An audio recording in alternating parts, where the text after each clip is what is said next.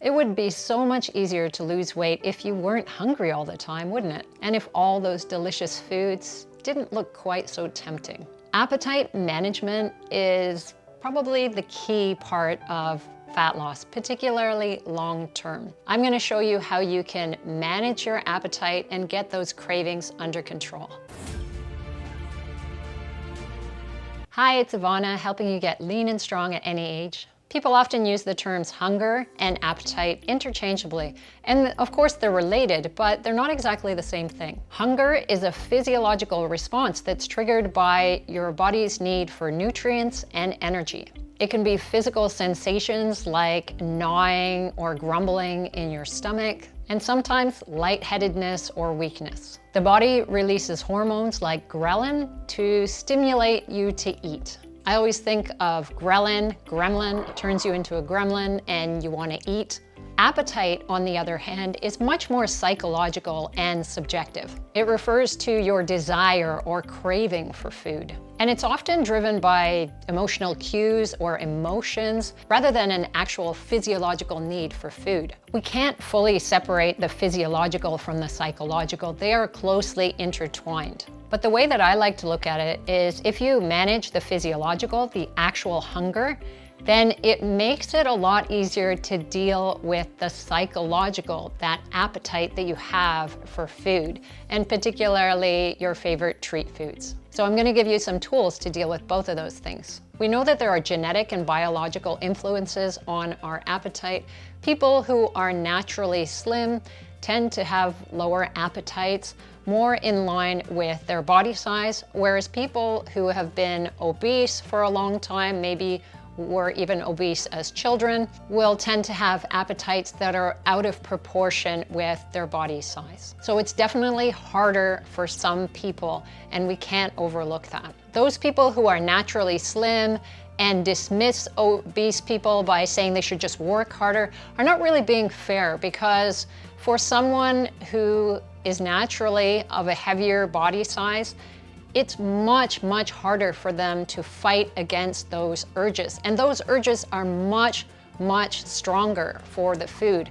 The appetite, their desire for food is just much higher naturally. But I think with the right system of eating and tools over time, those things can be managed. Have you ever walked by a bakery and felt the desire for a delicious loaf of bread? Yeah, most people do. These are natural reactions that we have to pleasant experiences of the past. The first thing that we want to do in order to manage the physiological need for food is to make sure that our overall diet is balanced. Lower carb diets do make it easier to manage the appetite. My weight went up and down for years. I would fight with the last 10 to 20 pounds depending on how strict I could be with myself, and then I would eat more and I would put that weight back on. So I did consider myself to have a reasonably large appetite, but when I first discovered a lower carb way of eating, it helped me to manage those cravings, and then eventually I taught myself that I don't necessarily need all of the carbs that I had been consuming. Now, I don't follow a low-carb diet now because I was able to overcome the psychological stuff that was also causing me to overeat. Now I can eat carbs in reasonable amounts, and it's definitely not what anyone would call a low-carb diet anymore. But many people find that starting on a lower carb diet can help quiet those cravings, and once you're able to shut them down a little bit, you can make choices more effectively. Eating protein with each meal can help manage those blood sugar responses that often result in cravings later on.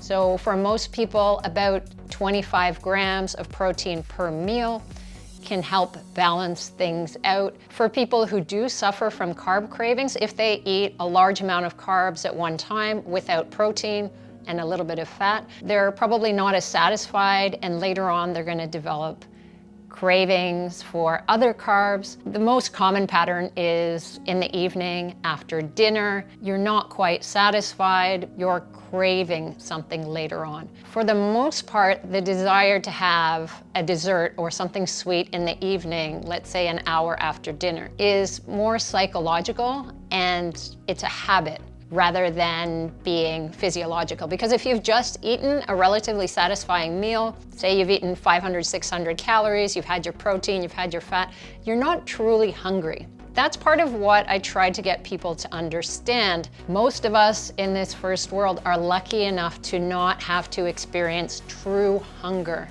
very often. I mean, it's usually only if we're caught somewhere without food that we go periods of time where we are actually genuinely hungry and like, oh yeah, or we've been too busy and something has come up. But food is very accessible, it's everywhere, it's easy to consume. It's one of the bigger problems when it comes to fat loss is that food is so easy to get and easy to consume. So part of managing your appetite is just recognizing that this is a psychological desire for food, and your body's not telling you it needs this food for sustenance. Your mind is telling you you want it because you're stressed out and you're tired, and this is how you often cope. Super common. Almost everyone I've ever worked with has issues like this, whether they are 10 to 20 pounds overweight or they're lean and trying to put on muscle. We often eat for reasons that are not hunger. And just having awareness of that can be really powerful. I think it's really valuable to practice something like mindful eating. A lot of times I've worked with people who are looking to lose fat and manage their appetite, and I've just told them that every day at every meal for a week, they need to think about why they're eating. So every time you sit down to a meal or stand up to a meal, whatever you're doing, decide, why am I eating? Why am I eating this particular food? Why am I eating this much of that food? And there can be really good reasons. Yeah, I'm hungry, it's lunchtime, and this is a good choice. It has protein, it has fat, it has carbs. But if it's an hour after dinner and you ask yourself, why am I eating this bag of chips while I'm sitting watching TV? Are you hungry? No. Does your body need this for nourishment? No. So why are you eating it? Well, I'm tired, and potato chips are one of those things that I used to eat when I was a kid, when I was feeling a bit sad, or when I went to birthday parties and it brings me enjoyment. So there's always a reason, and sometimes investigating those reasons and taking some time to think about it is part of the way to actually solving that. For those of you who don't get enough sleep on a regular basis, you should know that not having enough sleep increases your ghrelin levels and it decreases your leptin levels, and that's the hormone that makes you feel full. So chronically undersleeping will definitely affect your appetite. You've probably heard before that thirst can be confused with hunger. I'm not sure that the evidence is very strong that that's true. A glass of water about half an hour before a meal can help you reduce how much you're consuming during that meal. That could be partially due to the sensation of fullness that you temporarily have before the meal. In any case, many people don't drink enough water, so it's a good idea anyway. Having enough total daily protein is really important for managing your appetite. I generally recommend a minimum of 0.7 grams per pound of body weight per day. Some people that I've worked with found that just increasing their protein really helped to manage their appetite throughout the day. And ideally spreading it out into multiple meals, 3 or 4. Trying to go extremely low fat often isn't a great idea either, because fat contributes to that feeling of satiety, and of course the absorption of fat-soluble vitamins like A, D, E, and K. So some fat is definitely healthy and helps you manage your appetite. Now there's a very interesting study called Mind Over Milkshakes, where they showed that you can actually control your ghrelin levels by what you believe about a food. So on 2 separate occasions, the participants in the study received a 380 calorie shake, but they were told that they were doing market research on particular milkshakes. And they had 2 separate labels for exactly the same shake.